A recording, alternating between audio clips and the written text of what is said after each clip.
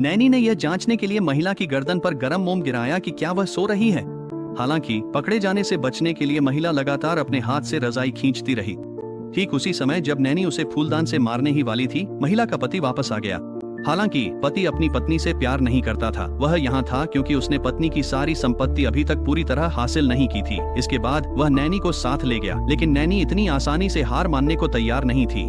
आदमी अपनी पूरी कोशिश कर उसे शांत करने की कोशिश कर सकता था। महिला जो सोने का नाटक कर रही थी, यह देख रही थी और उसने कसम खाई कि वह इन दोनों को इसकी कीमत चुकवाएगी।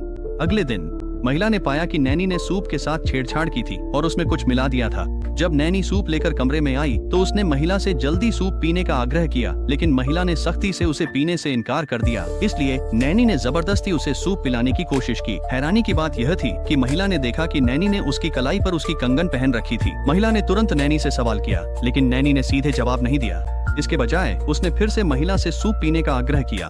महिला ने जोरदार विरोध किया।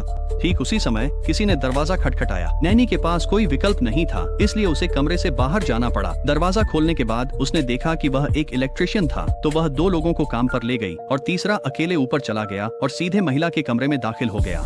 असल में यह आदमी महिला का पूर्व प्रेमी था। उसने एक टेस्ट रिपोर्ट निकाली। तभी महिला को एहसास हुआ कि उसका पति और नैनी उसकी खाने पीने की चीजों में लगातार नशा मिला रहे थे। उन्होंने उसके लिए एक व्यक्तिगत दुर्घटना बीमा पॉलिसी भी खरीदी थी और एक दुर्घटना का नाटक कर भारी मुआवजा ठगने की योजना बनाई थी। यह कहने के बाद वह आदमी चला गया। नैनी ने तुरंत उसे डांटा, लेकिन उस आदमी ने कोई बहस नहीं की। इसके बाद फिर से किसी ने दरवाजा खटखटाया।